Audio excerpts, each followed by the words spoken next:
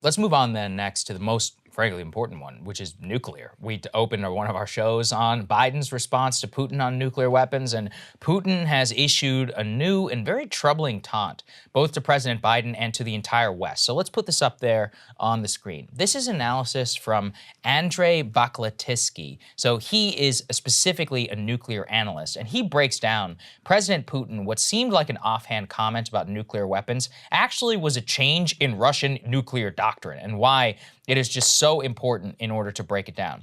Here's what he said. He said that, quote, some high-level representatives of key NATO states made statements about the possibility and admissibility of use of WMD nuclear weapons against Russia. First of all, I don't know what he's talking about, and that seems to be complete bullshit. So just let's all be clear about what exactly Putin is saying. However, in response to said fake comments, here's what he says. He reminds those people Russia has different, quote, means of destruction, meaning nuclear weapons, and he continues by saying, quote, if the territorial integrity of our country is threatened, we will certainly use all the means at our disposal to protect Russia and our people.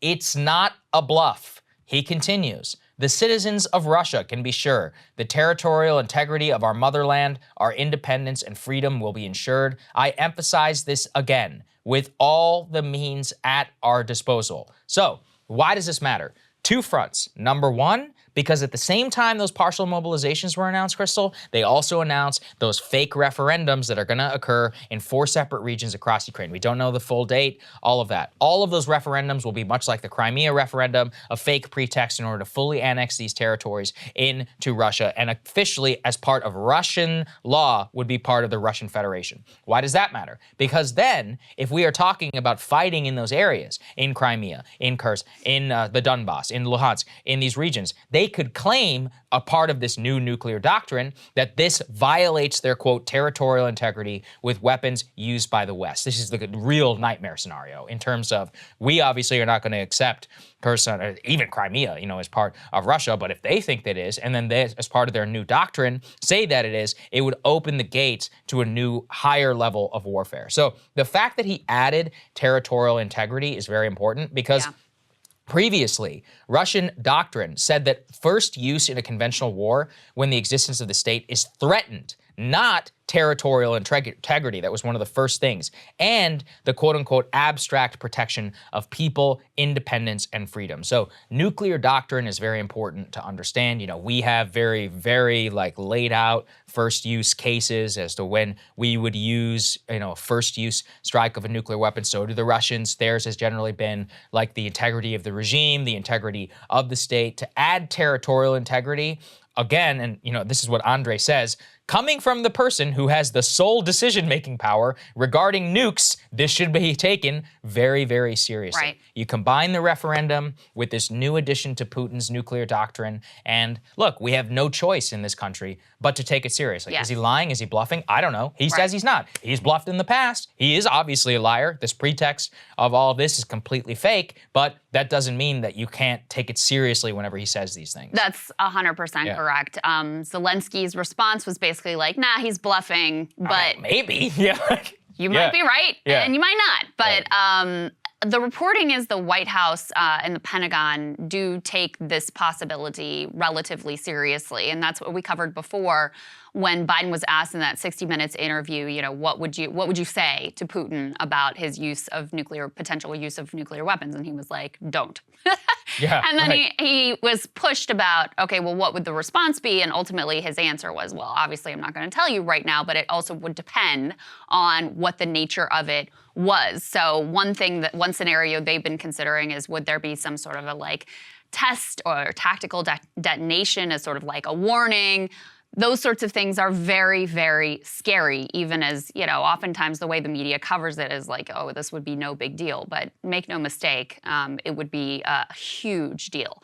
It's also no accident that these referendum are going forward. Are they referenda when it's plural? Anyway, referendums. Grammar police. Are going forward at the same time that he makes this comment. I mean, those two things are definitely linked. There's no question about it. Yes. So that he's saying at the same time, we are claiming this as this is is Russia, this is our territory, and he's shifting the line as to when and how they would potentially use nuclear weapons and saying we will use them to defend our territorial integrity, not just when we see an existential threat to Russia. Those things are incredibly significant. In terms of the territories that they're, trying to lay claim to here, the latest reporting is that they're going to run polls there for 5 days starting tomorrow.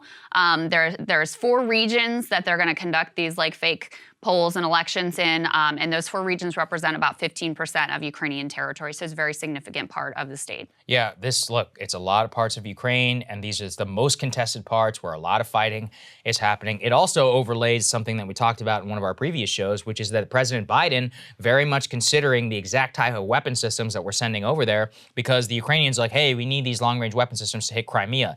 And he's like, I don't know if I want you to hit Crimea with directly U.S.-provided systems. Well, if this territory now goes the direction of Crimea, in that now we have to consider the Russian responses, what that means with the update of the doctrine. And look, I mean, this is why the nightmare is whenever authoritarian countries have nukes, because they can just wave their finger in your face. And I mean, there's not a lot you can do about it without really upping the ante all the way. And we're starting to get close to that line. Anytime one of the world's great powers calls up 300,000 people and then changes its nuclear doctrine and then threatens nukes in the middle of an active conflict that you're semi-involved in. It says, I am not bluffing. Says I'm not bluffing, pay attention, people. Yes, so this is a new phase of the war. Who the hell knows what's going to happen? Cable news is ripping us apart, dividing the country, making it impossible to function as a society, and making it impossible to know just what is true and what is false.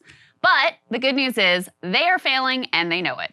That is why we're building something new, a new mainstream, a healthier one, something more trustworthy, something that we are going to need in one of the most pivotal times in American history. We are building up here for the midterms, for the upcoming presidential election, but we need your help. So if you can help us out by becoming a premium member today at breakingpoints.com, we're trying to change America for the better and the entire world. So what are you waiting for, guys? Go to breakingpoints.com and sign up and help us build a new mainstream.